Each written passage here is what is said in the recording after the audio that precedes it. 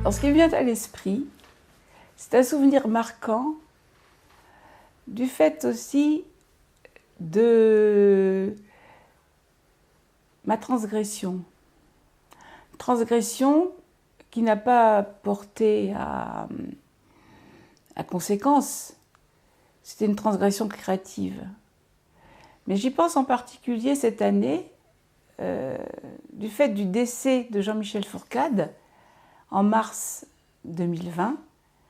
Jean-Michel Fourcade, qui était donc le fondateur du CDPH, le Centre de développement du potentiel humain, avec lequel j'ai commencé le travail sur moi-même, la psychothérapie avec la bioénergie, et où j'ai rencontré les Boysen.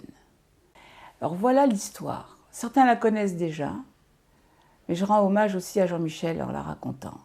Pour payer mes training groups, et puis ma thérapie commençante d'ailleurs avec la bioénergie, eh bien j'étais devenue secrétaire adjointe du CDPH.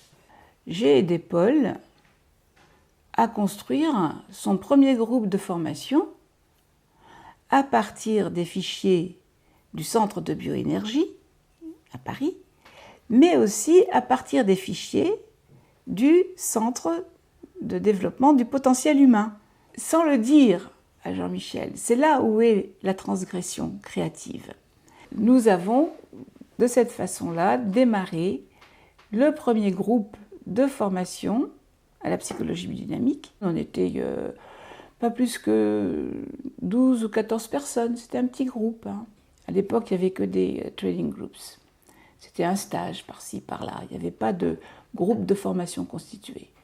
Et donc voilà, je l'ai construit de cette manière-là. Et Jean-Michel, que j'ai côtoyé quand même pendant plusieurs années, m'avait dit « Mais Joël, qu'est-ce que tu vas me donner en échange ?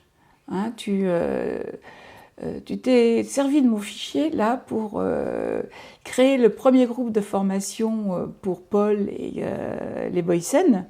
Qu'est-ce que tu vas me donner en échange ?» Alors j'avais dit à Jean-Michel, je vais faire un film sur toi et la bioénergie. Bon, il était très content, sauf que ce film, j'ai jamais eu le temps de le faire. Bon, et voilà, comme ça maintenant c'est filmé.